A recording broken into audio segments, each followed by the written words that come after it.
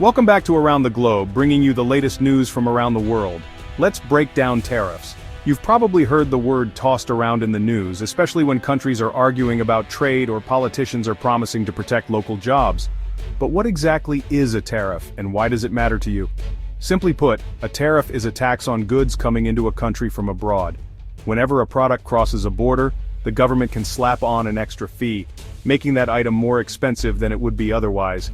This isn't just about paperwork at the docks, it's a tool that shapes what ends up on store shelves and how much you pay for it. Imagine you're selling your hand-knitted jumpers for £30, pouring hours of work into each one. But then, your neighbor starts importing jumpers from overseas for just £15 each. Suddenly, your carefully crafted sweaters are struggling to compete with the cheaper imports, and your business is at risk. That's when the government might step in, announcing a new tariff, let's say a £20 tax on every imported jumper. This isn't just a random number. It's designed to level the playing field for local businesses like yours, making imported goods less of a bargain. Now those imported jumpers cost £35 instead of $15. Suddenly, your locally made jumpers are competitive again, and customers might think twice before reaching for the cheaper, foreign option. That's the basic idea. Tariffs make foreign goods more expensive to help domestic producers. The hope is that this will boost local industries, protect jobs, and encourage people to buy products made closer to home. The money collected from tariffs goes straight to the government's coffers, adding to public funds. But the main goal isn't just revenue, it's to influence what people buy, nudging them toward homegrown products and away from imports. In a way, it's economic engineering. Governments use tariffs to try to steer the economy in a certain direction, supporting some industries while making it harder for others to compete. But here's the twist: contrary to what many people think, it's not the foreign company that pays the tariff. The importer, the person or business bringing the goods into the country, is the one who actually pays the tax. And where does the importer get that money? From you, the consumer. They simply raise the price of the imported goods to cover the cost of the tariff, passing the expense along to shoppers at the till. So, in the end, tariffs raise prices for everyone, not just businesses. Whether you realize it or not, you're paying a little extra every time you buy an imported product that's been hit with a tariff. What seems like a simple tax actually creates a web of consequences that touches every wallet. Tariffs can affect jobs, prices, and even the choices you make at the supermarket. On paper, tariffs look straightforward, just a number in a government report or a line on an invoice. In reality, they're anything but simple. Tariffs ripple through the economy, shaping industries, influencing prices, and affecting everyday people in ways that aren't always obvious. Why do governments use tariffs? The answer is more complex than it might seem at first glance. Tariffs, which are taxes on imported goods, have been a favorite tool of governments for centuries, and their motivations go far beyond simple economics. There are two main reasons governments turn to tariffs: raising revenue and protecting domestic industries. But within these broad categories, there are layers of strategy and politics at play. Historically, before the invention of income taxes, tariffs were one of the only ways governments could fill their coffers. In the 18th and 19th centuries, customs duties on goods coming into ports were a lifeline for national budgets, funding everything from infrastructure to armies. By taxing foreign goods at the border, governments could raise money without directly taxing their own citizens' incomes or property. This made tariffs politically attractive, as they were less visible and less likely to spark public outrage. But the bigger and often more controversial reason is protectionism, using tariffs to shield homegrown industries from foreign competition. This approach is especially popular during times of economic uncertainty or when certain industries are seen as vital to national interests. Supporters of tariffs argue that they help save jobs, keep critical industries alive, and prevent the decline of sectors like steel, textiles, or agriculture. They claim that without some form of protection, these industries could be wiped out by cheaper imports. National security is another powerful argument. If a country relies too heavily on foreign steel for its tanks, ships, or infrastructure, it could find itself dangerously exposed in a crisis. Tariffs, in this view, are a way to ensure self-sufficiency and strategic independence. So, tariffs are often framed as both economic and security measures, with politicians promising to protect jobs and keep the nation safe.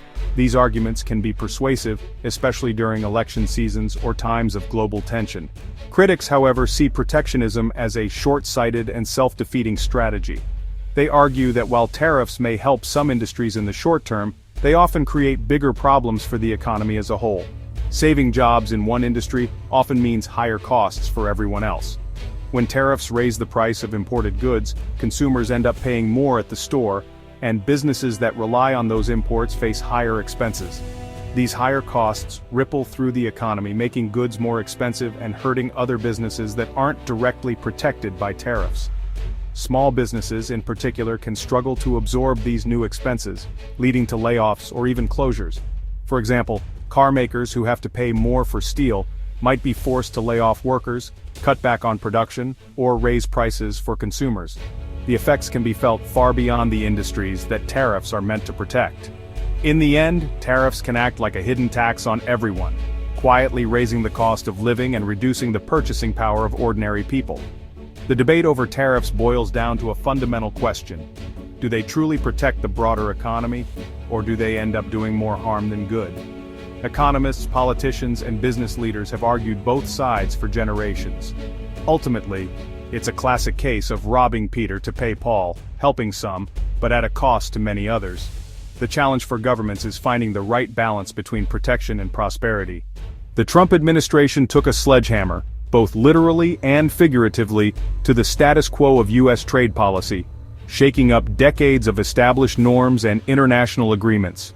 For years, American trade policy had been built on the idea of open markets and global cooperation, with carefully negotiated deals meant to foster economic growth and international stability. But Trump argued that these very deals had hollowed out American manufacturing, especially in the once-thriving Rust Belt. He painted a picture of shuttered factories and lost jobs, blaming what he called unfair trade practices by other countries. His answer? Tariffs. Big ones. In 2018, the U.S. imposed a 25% tariff on imported steel and a 10% tariff on aluminum, sending shockwaves through global supply chains and raising costs for American manufacturers who relied on these materials. These tariffs didn't just target rivals, they hit close allies too, including Canada and the European Union, straining relationships that had been strong for decades. The administration's justification was national security, invoking Section 232 of a 1962 law, a rarely used provision that allowed the president to restrict imports deemed a threat to America's safety. The claim was that relying on foreign metals could leave the U.S. military vulnerable, unable to build tanks, ships, or planes if global supplies were cut off in a crisis.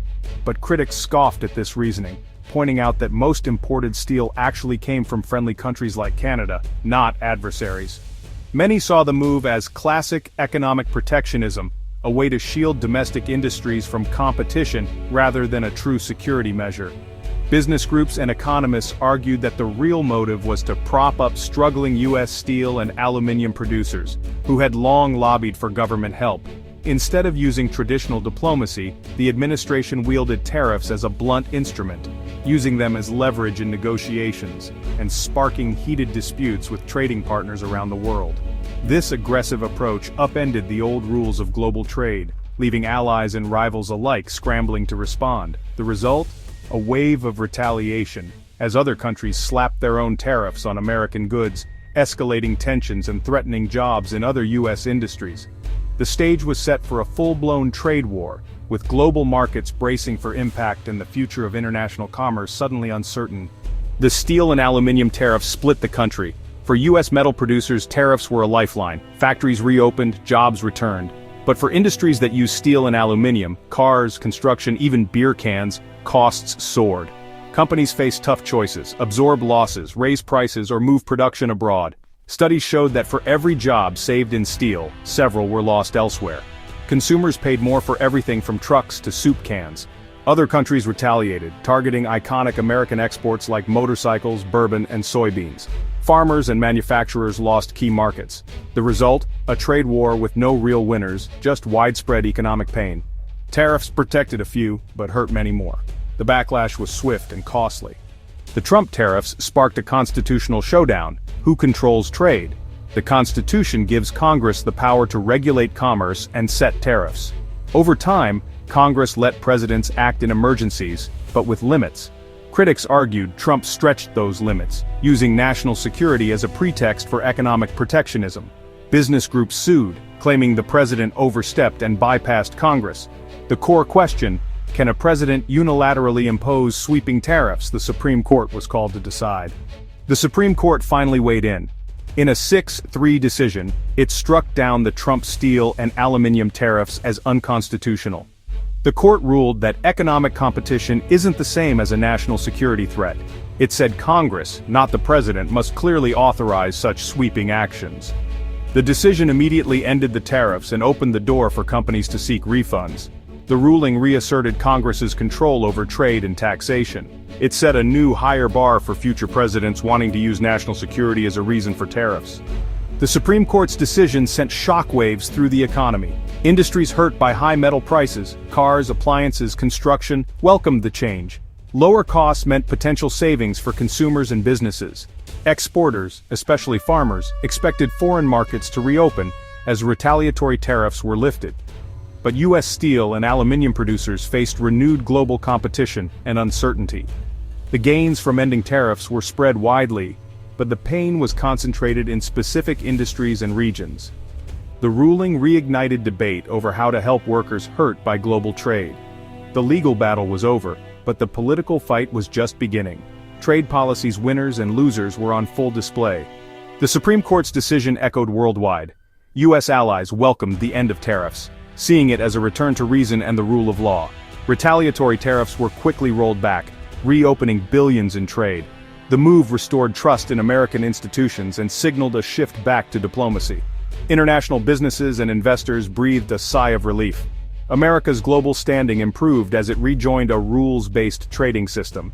The decision marked a turning point away from economic isolation. The world watched as the U.S. embraced partnership over protectionism. What does this mean for you? Prices for cars, appliances, and even beer are less likely to be inflated by tariffs. Lower material costs help businesses stay competitive and protect jobs. The ruling reaffirmed that Congress, not the president, controls trade policy. It's a reminder that economic decisions affect everyone, creating winners and losers. In the end, the decision set the stage for a more stable, cooperative global economy.